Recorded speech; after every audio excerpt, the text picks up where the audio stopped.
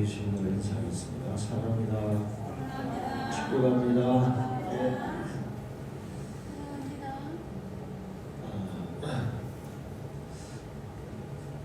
예수님께서 우리가 소유하고 있는 천국이 얼마나 귀한 것인지를 밭에 감추인 부활을 통해서 가르쳐 주셨어요.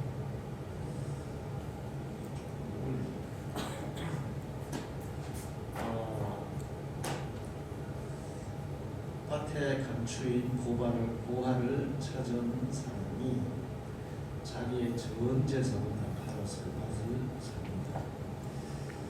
아마 사람들이 미쳤다고 왜 그러냐고 정신 차리라고 별얘기 했을 거예요.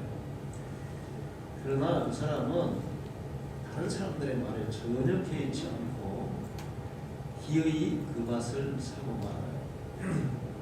이게 천국에 대한 예수님의 말씀입니다. 우리는 천국을 소유하고 사는 사람들입니다. 우리가 소유한 천국은 천국에 영원히 가서 누릴 천국도 있지만 이 세상에서 우리의 마음속에 우리의 가정 속에 교회를 통해서 미리 누리는 그런 천국도 있어요. 그런데 많은 사람들이 다른 여러 가지 다른 사람들의 말, 다른 사람들의 행동, 또 어떤 교회의 어떤 구조리 이런 것 때문에 자기가 소유하고 있는 천국을 그 보물을 잃어버리는 사람들이 많아요. 여러분은 하나님이 여러분에게 주신 이 보물을 절대로 잃지 않는 사람이 되기를 축원합니다. 왜 내가 다른 사람 때문에 이 보물을 잃어버려야 되겠습니까? 그것은 잃어버리는 사람의 손해입니다. 그런데 많은 사람들이 예수 믿는 사람들이 저렇게 해서 나 예수 안 믿을 거야. 또 교회가 저렇게 해서 예수 안 믿을 거야. 목사님이 그러니까 예수 안 믿을 거야. 그러면서 이제 그 소중한 천국을 버리는 사람들이 있어요. 밭에 감춘 부활을 자기의 모든 것을 다 팔아서 샀던 그 사람처럼 우리도 절대로 하나님이 내게 주신 이 귀한 보물을 잃지 않는 그런 믿음의 사람이 되어야 될 줄 믿습니다. 요즘 그 신문이나 방송, 인터넷에 교회를 욕하는 얘기가 너무 많이 올라와요. 그리고 교회들이 잘못하는 것도 참 많아요, 사실.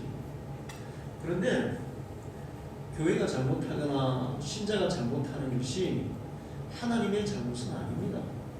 그 사람의 잘못이지. 그 사람의 잘못 때문에 내가 소유한 보물을 잃어버리는 것은 정말 어리석은 거예요. 근데 그런 어리석은 사람이 너무 많아요. 세상이 아무리 잘못 돌아가고 또 우리 주위에 수많은 교회와 신자들이 또 부패하고 타락하고 한다 할지라도 우리는 하나님이 주신 그 보물을 끝까지 지키는 사람이 되어야 될 줄 믿습니다. 여러분의 믿음은 그런 것 때문에 흔들려서는 안 돼요. 그리고 그런 것 때문에 천국을 잃어버리는 것은 정말 너무 어리석은 사람이 되는 거예요. 여러분이 주신 보화를 끝까지 붙들고 살아가기를 축원합니다. 1780년대 교회는 그 당시에 개신교회는 선교에 대해서 대단히 폐쇄적이었어요. 그래서 교회 지도자들이 모여서 선교에 대한 얘기를 하지도 않고 선교에 대한 얘기를 하면 뭐라고 얘기했냐면 그거는 우리가 가서 선교하지 않아도 하나님이 다 알아서 하실 일이라고. 그러니까 우리가 안 해도 된다고 이렇게 얘기했어요. 예수님이 제자들에게 마지막으로 하신 말씀이 뭐예요? 너희들은 나를 믿기만 하면 돼. 선교는 전도는 내가 다 할 거야. 이렇게 얘기하셨어요.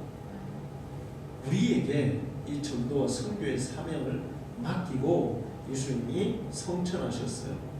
마지막 지상 명령이 모든 족속에게, 모든 나라의 모든 국민에게 복음을 전하라. 선교의 사명을 맡기고 가셨는데 1780년대 이때만 해도 이 개신교회에서, 천주교회는 그때 예수회 중심으로 선교사들이 많이 갔어요. 근데 개신교회들은 그때까지 선교에 대해서 관심도 없고 뭔지도 모르고 선교사를 파송도 안 했습니다. 그러한 시대에 영국에서 윌리엄 캐리라는 19세 청년이 예수님을 만났어요. 예수님을 경험하고 나니까 그 청년의 마음속에 불같은 생각이 일어났습니다. 아하, 예수님의 복음을 전하는 것이, 선교하는 것이 가장 중요한 나의 사명이다. 이거를 깨닫게 돼요. 그래서 자기 아버지가 그 당시에 1700년도에 가장 인기 있는 직업, 가장 수입을 많이 올릴 수 있는 직업이 뭐였던지 아실까요? 여러분 아시겠어요? 그 당시에는 어떤 직업이 가장 선호하는 직업이었을까요? 요즘은 가장 선호하는 직업은 뭘까요? IT 계통에서 일하는 거죠. 요즘은 뭐 카카오나 네이버 이런 데가 최고 인기 그런 직종이에요. 그리고 이제는 뭐 전기 자동차 이런 거 쪽으로 이제 인기 직종이네요. 1780년대 이때는 그 당시에는 뭐가 제일 인기 직업이었을 것 같아요? 한번 상상해 보세요. 뭐? 예? 구두. 오. 구두 만드는 일이 최고 인기 직업이었어요. 그걸 제일 잘 벌었대요, 그 당시에. 그래서 이 캐리 아버지가 캐리에게, 야, 니는 구두 만드는 일을 해라. 그렇게 해서 구두방 일을 시켰어요. 근데 캐리가 선교의 비전을 품으면서부터, 야, 내가 평생 구두나 만들다가 죽을 사람이야. 나는 그보다 생명을 살리는 복음이 전해지지 않는 나라, 특히 인도에 가서 내가 복음을 전하는 선교사가 되겠다. 이런 꿈을 가지게 돼요. 그리고 신학을 공부하고 목회자가 됐습니다. 목회를 하고 있었는데 32살에 인도에 선교사로 가는 거죠. 근데 선교사로 가려고 할 때 자기 아버지가 한 말은 딱 한마디였어요. 너 미쳤구나. 그렇게 얘기했고, 자기 부인도 절대로 우리 아이들을 그렇게 인도 같은 이런 그 좋지 않은 나라에서 이렇게 차라리 할 수 없다. 라고 못 산다. 그러니까 가면 안 된다. 그런데 자기 부인을 설득하고 아버지 뭐 말씀은 그냥 무시하고 인도 선교사로 가게 돼 있어요. 근데 인도에 가서 선교를 하려 하니까 인도 사람들의 반대보다 더 우선적으로 해결해야 될 게, 그 당시에 인도는 동인도 회사, 이 영국의 지배 아래 있었어요. 이 동인도 회사에서 절대로 선교는 금지한다. 이렇게 법을 정해놓은 거예요. 인도에서 선교는 절대 금지다. 이렇게 법을 정해놓은 거예요. 그래서 이제 드러내놓고 선교를 못하고 뒤에서 은밀하게 선교를 했는데 이 선교 결실이 없는 거예요. 그렇게 해서 1년인가 그동안에 열심히 했는데 그만 자기 아들이 하나 이 질로 죽습니다. 그리고 자기 부인이 미쳐버려요. 그래서 그 정도 되면 이제 어떻게 해야 되겠어요? 돌아가야죠. 그렇죠. 돌아가야죠. 그런데 캐리는 돌아가지 않고 계속 인도에 남아서 선교를 하게 됩니다. 그러면서 이제 그 캐리가 이 언어에 대해서 굉장히 그 달란트가 있었던 것 같아요. 그 인도, 중국어, 또 그다음에 인도의 여러 가지 단어들로 성경을 번역했는데 42개 언어로 성경을 번역했어요. 할렐루야. 42개 언어로. 그리고 캐리가 그렇게 인도에서 선교를 하니까 이제 개신교회가 선교에 대해서 눈을 뜨기 시작한 거예요. 그러면서 수많은 선교 단체가 만들어지고 이제 전 세계를 향해서 선교를 시작하게 됩니다. 그래서 캐리가 인도에서 오랫동안 이제 평생 사역을 하면서 나중에 많은 결실을 해요. 수천 명의 결신자를 얻어요, 이제. 그런데 그거보다 더 중요한 것은 성경을 42개 언어로 번역해서 그 나라, 그 주민의 언어로 성경을 읽게 해줬다는 것과 그를 통해서 많은 선교단체가 세워져서 전 세계의 선교사들을 파송하게 되는, 그래서 윌리엄 캐리를 선교의 아버지다 이렇게 얘기하는 거예요. 하나님은 한 구둣방 아이를 하나님께서 부르셔서 이렇게 세계 선교의 위대한 창을 열게 하는 역사를 이루신 줄 믿습니다. 자, 그런데 미국의 한 청년이 역시 선교사 꿈을 꿨어요. 나는 이제 선교사가 될 거야. 그래서 이제 선교사 준비, 성경도 배우고 신학도 하고 준비를 다 했어요. 그런데 그만 교통사고가 나서 한쪽 다리를 잃어버렸어요. 절단을 한 거예요. 그래도 나는 선교사로 가겠다. 그 꿈을 버리지 않았습니다. 그래서 이제 선교부에다가 선교사 지원을 했더니 선교부에서는 멀쩡한 사람도 가서 감당이 안 되는데 장애가 있는 사람은 안 된다. 그래서 탈락시켰어요, 선교사를. 그래도 포기하지 않고 계속 선교사 지원을 해서 결국은 아프리카로 선교사로 파송을 받게 됩니다. 근데 그가 아프리카 선교사로 갔는데 그가 간 지역의 원주민들이 식인종들이었어요. 식인종들. 선교사가 들어가서 이 식인종을 처음에 딱 만나니까 식인종들은 전혀 처음 보는 그런 사람들이 왔잖아요. 선교사들의 표현으로는 야 진짜 맛있게 생긴 식사가 지금 왔다 이렇게 이제 생각하고 선교사를 잡아먹으려고 했어요. 근데 선교사가 자기 다리를 하나 뚝 떼가지고 추장한테 딱 던졌어요. 이거 먹어보고 맛있으면 나 잡아먹으라. 그랬더니 이제 이 원주민들이 다리를 이제 막 자르고 하는데 안 잘라죠. 그러니까 좀 띄가지고 씹어보니까 씹히지도 않아요. 고무다리였어요. 고무다리. 그죠? 그걸 보고는 추장이 갑자기 이렇게 얘기했어요. 저 사람은 하늘에서 내려온 신이다. 손대시거라. 그래서 그 주민 전체가 예수를 믿게 된 거예요. 자, 다리를 하나 잃어버렸을 때 내가 선교사 가라 하는데 왜 하나님 나의 다리를 잃어버리게 하세요? 그것도 지원했는데 장애인이니까 못 간다 할 때 하나님 나 진짜 선교사로 헌신하는데 이게 뭡니까? 이럴 수가 있어요. 그러나 하나님은 다 계획이 있으셨어요. 할렐루야.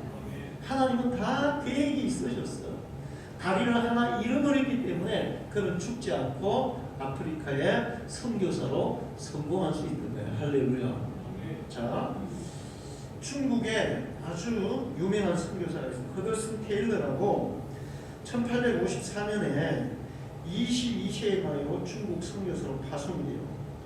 그리고 51년간 중국 선교를 위해서 헌신을 합니다. 그리고 중국 내지 선교회를 창설해서 중국의 수많은 그 영국 외국 선교사들을 이렇게 훈련시켜서 이렇게 중국 전체에 복음을 전하도록 이렇게 했어요. 그럼 평생 51년 동안 중국에 선교를 했는데 그 선교 기간에 자기 자녀 3명을 잃어버렸어요. 자기 부인도 31살인가 그때 죽었어요. 중국에서. 부인도 죽고 자기들도 3명이나 죽고 그 정도 되면 이제 어떻게 해야 돼요? 포기하고 가야 되겠죠. 그러나 그는 포기하지 않았어요. 51년간 중국에 선교를 해서 많은 결신자를 얻었고 그를 통해서 중국 전체에 많은 선교사들이 파송돼서 이 중국에 복음을 전하게 됐습니다.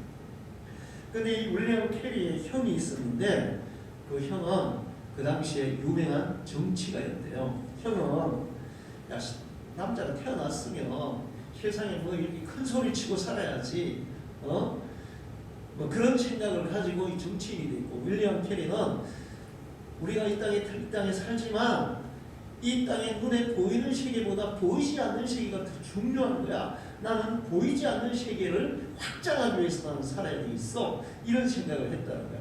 그래서 캐리는 허드슨 테일러는 선교사가 되고 그 형은 정치가가 됐다는 거예요. 근데 세월이 흘러서 세계 인명사전을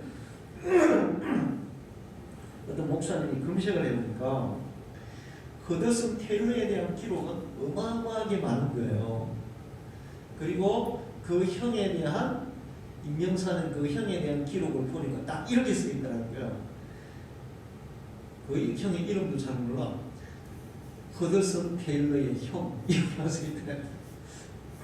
허드슨 테일러는 역사의 기록이 어마어마하게 많은데 그 인명사전의 기록이 어마어마하게 많은데 그 형은 허드슨 테일러의 형 이렇게만 써 있더라는 거예요. 요즘도 가끔 연예인들 보면 처음에는 누구 아버지 아들, 태진아 아들 그러다가 나중에는 그 아들 얘기를 하면서 태진아를 그 아들의 아버지 이런 식으로 하는 경우도 있죠. 자, 허드슨 테일러는 하나님의 복음을 위해서 정말 헌신적으로 살았고 그 형은 세상의 영광과 세상의 권세를 누리면서 살았어요. 그러나 역사가 흐르면서 보이지 않는 세계, 하나님 나라를 위해서 산 사람들이 훨씬 더 가치 있게 인생을 살았다는 것을 증명하고 있습니다. 할렐루야.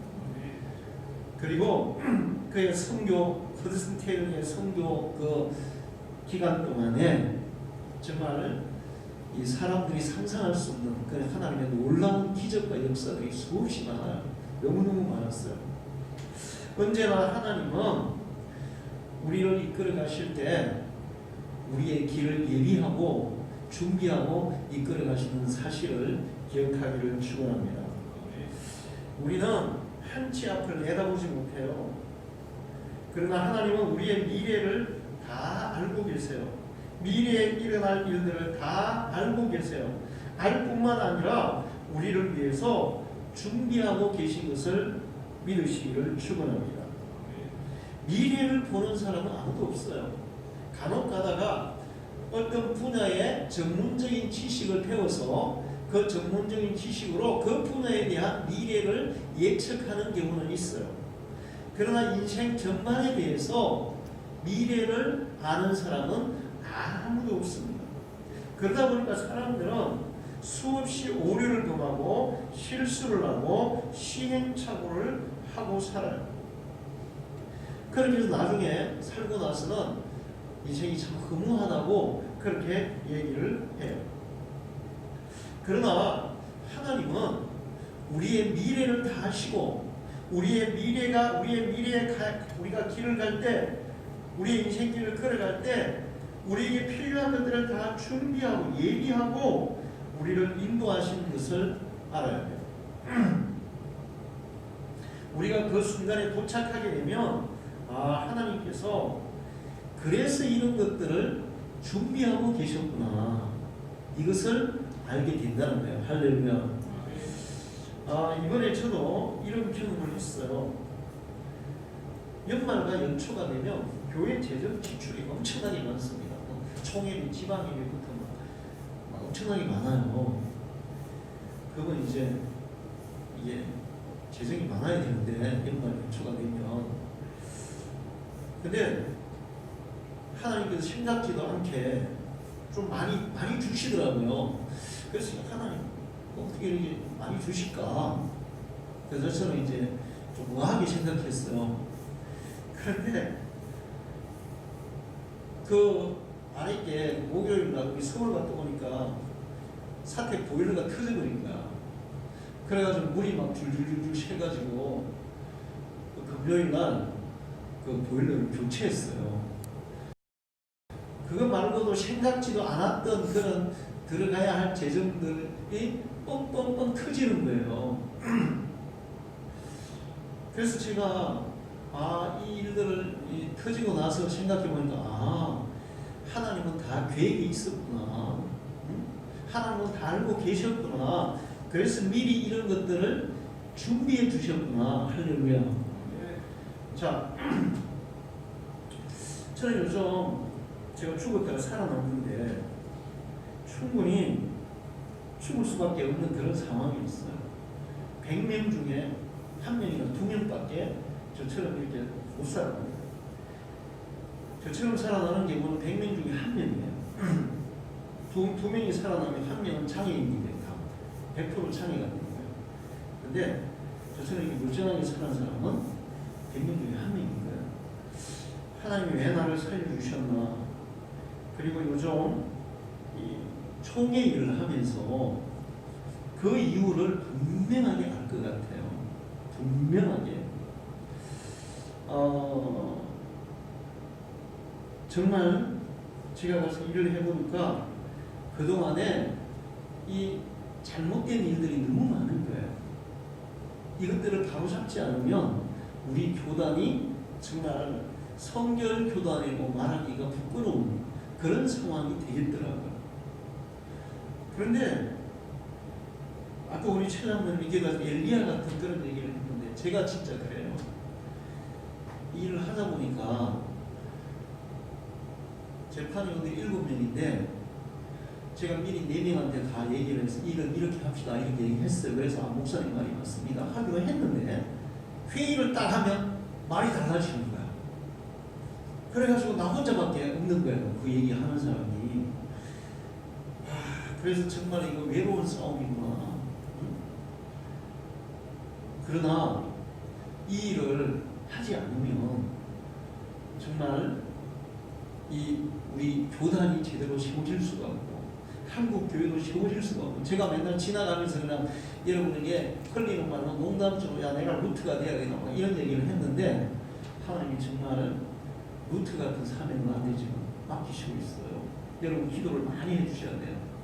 왜 하나님이 나를 살리셨는지 일을 하면서 더 분명하게 지금 느끼고 있어요. 자, 하나님은 항상 우리에게 계획을 가지고 우리의 삶을 이끌어 가세요. 근데 우리는 미래를 못 보니까 하나님이 우리를 이끌어 갈 때 하나님 왜 이러세요 이거? 왜 나를 이렇게 힘들게 하세요? 어렵게 하세요? 그런 불평을 하는 경우들이 많아요. 그러나 우리가 하나님을 믿고 내가 하나님의 자녀라는 것을 알고 예수 그리스도 나의 주님으로 믿는다면 하나님이 여러분의 모든 삶을 계획하고 준비하고 이끌어 가신다는 사실을 확신하기를 축원합니다. 오늘 성경에 아브라함에게 하나님은 네 아들 이삭을 번제로 바쳐라 이렇게 명령하세요.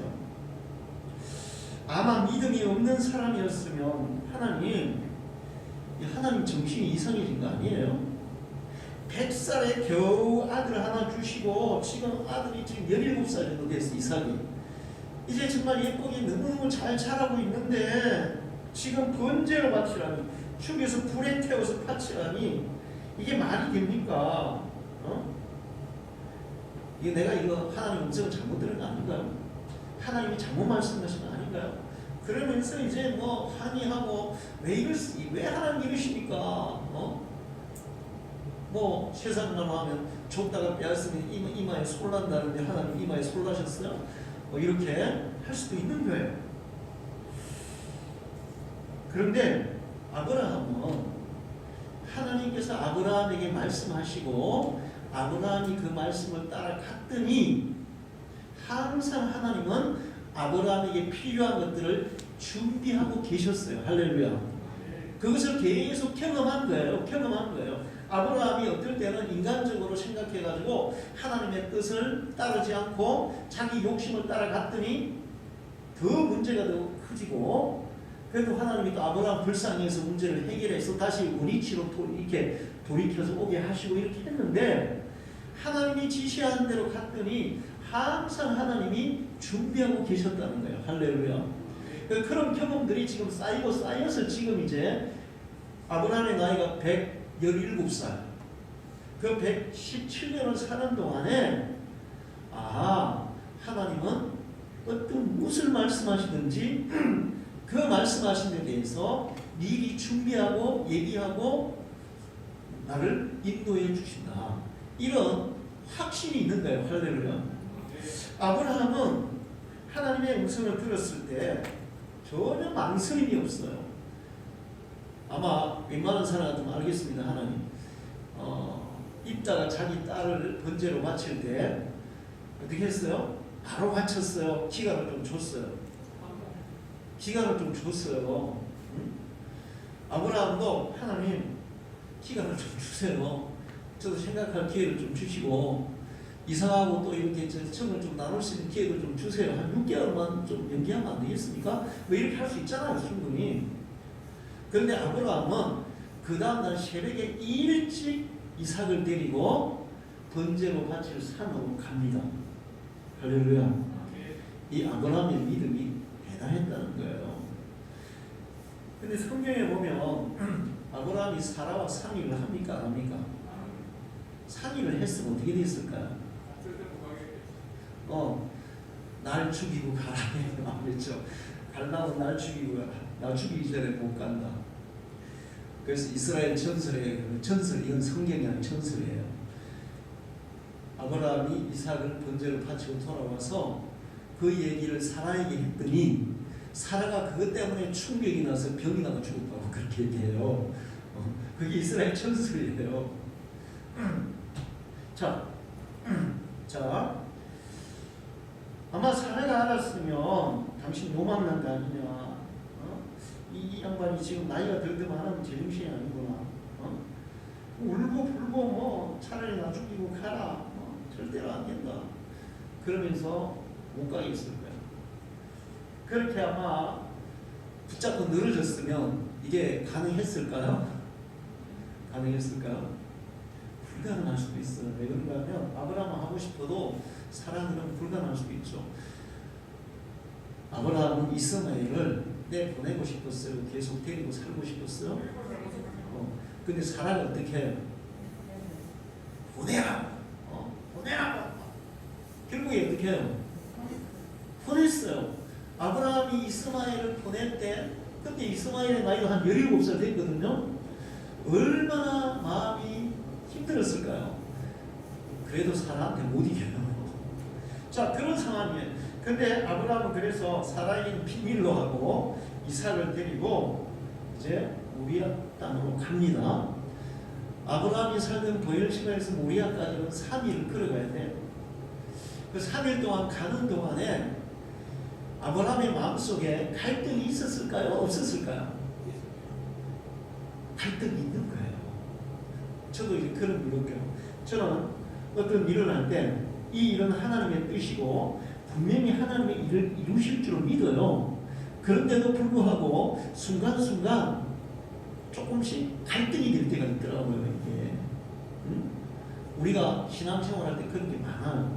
분명히 하나님이 예비하시고 해결하시고 응답해 주실 게 분명한데, 그런데 이 상황이 어려운 거야. 상황이 안 될 것 같은 상황인 거야. 그러면 이제 갈등이 있어요.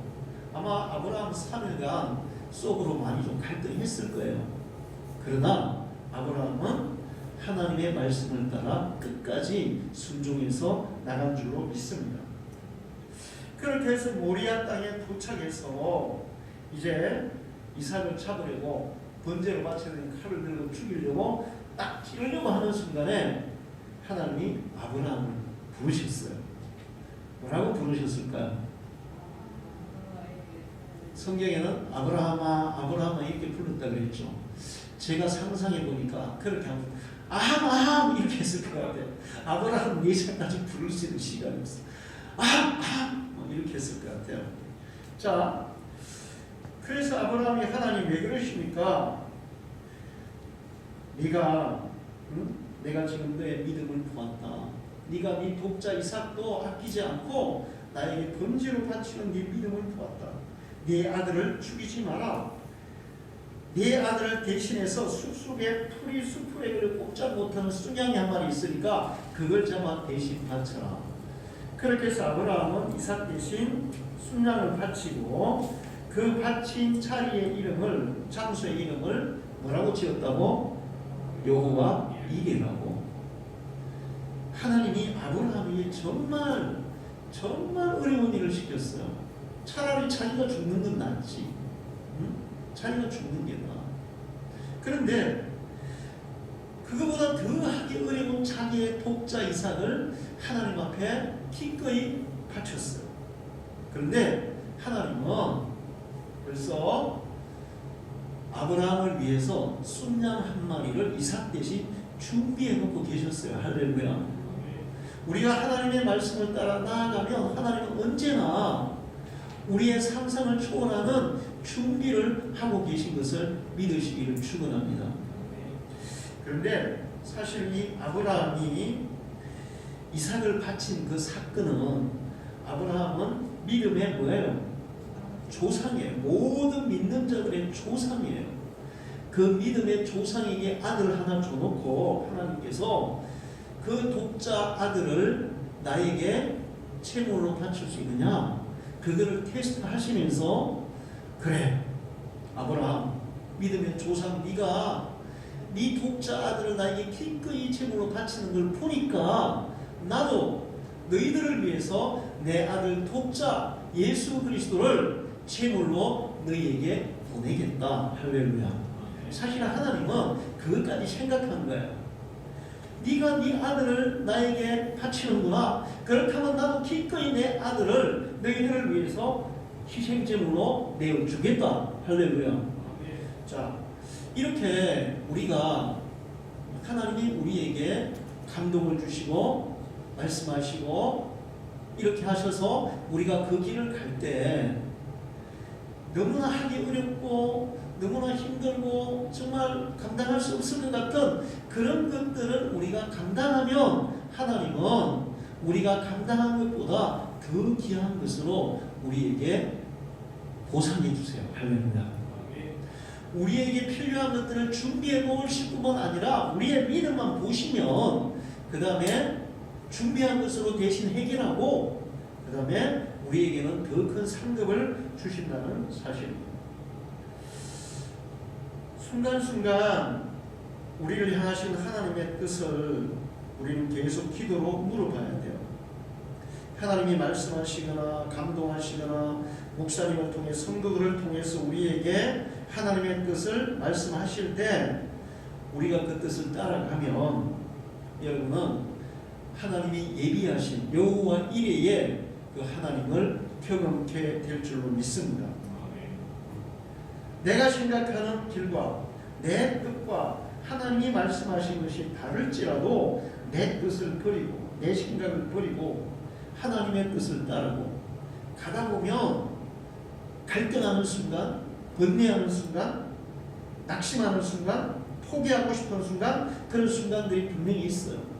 그러나 그런 것들을 다 이기고 우리가 하나님이 지시하신 것을 따라 나아가면 반드시 이런 여호와 이레의 준비하신 하나님을 보게 될 줄로 믿습니다.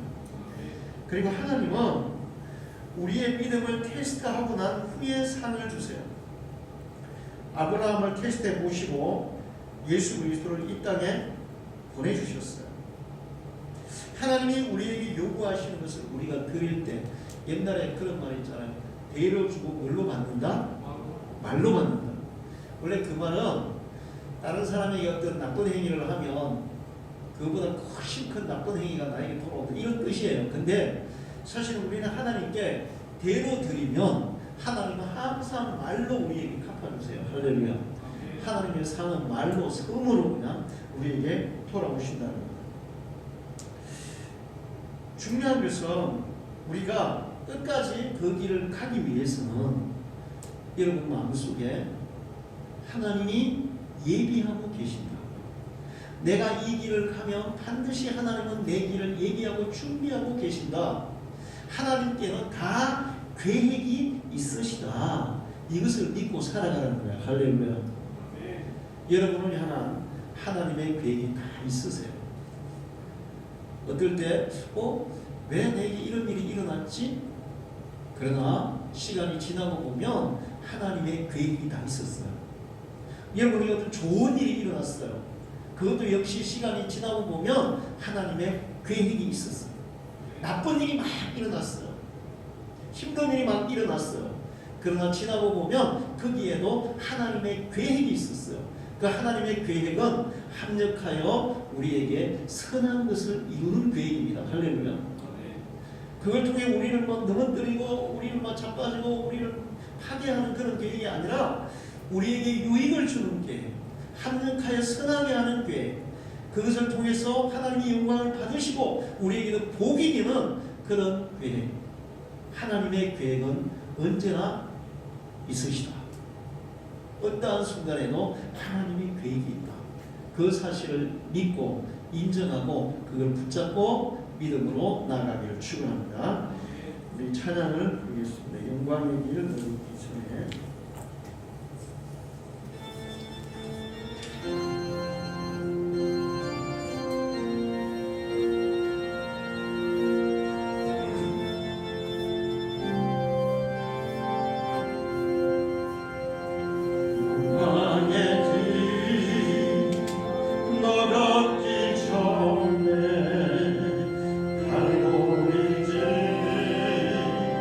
나가